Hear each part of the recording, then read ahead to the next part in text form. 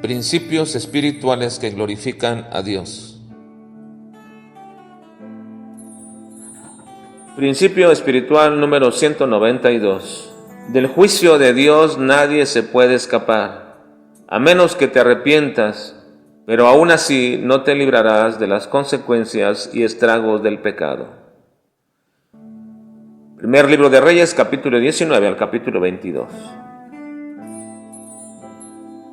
Una de las manifestaciones más comunes en todas las historias del Antiguo Testamento es el hecho de que Dios se muestra trayendo juicio sobre el pecado.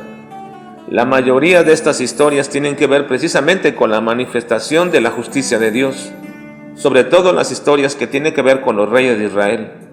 Es constante la manera y la forma en que estos prevaricaban en contra de Dios. Nosotros podemos ver cómo Dios a través de la historia de estos personajes manifestaba su desaprobación, su enojo y su aborrecimiento por el pecado que ellos cometían. El ministerio de Elías relatado en estos pasajes realmente es corto.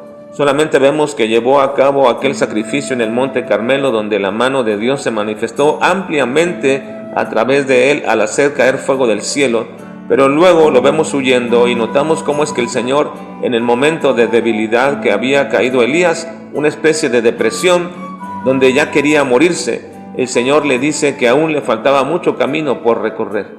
Así que le da órdenes para ungir a reyes y a su propio sucesor, Eliseo.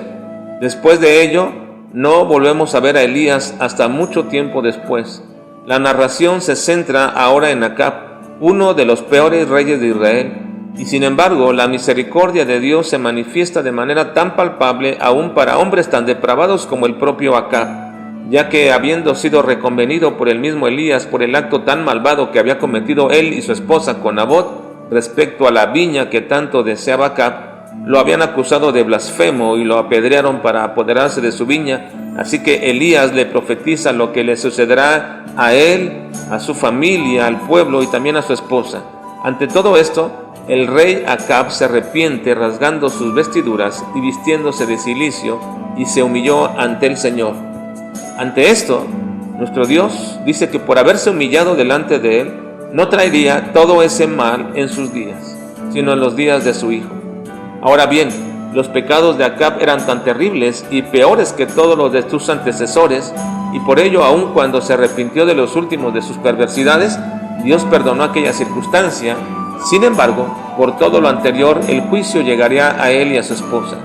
Los sirios volvieron a pelear contra Israel y Acab invitó a Josafat, rey de Judá, para que fuera con él a la guerra. El profeta Micaías le había profetizado que perderían aquella guerra, así que Acab se disfrazó para que no lo reconocieran como rey y así sucedió. Nadie sabía quién era el rey porque la orden del rey de Siria era que solamente se concentrara en pelear contra el rey. Pero un arquero había tirado una flecha, pero Dios la había dirigido hacia Acab para traer su juicio contra él, de tal manera que la flecha entró entre las junturas de la armadura de Acab y murió.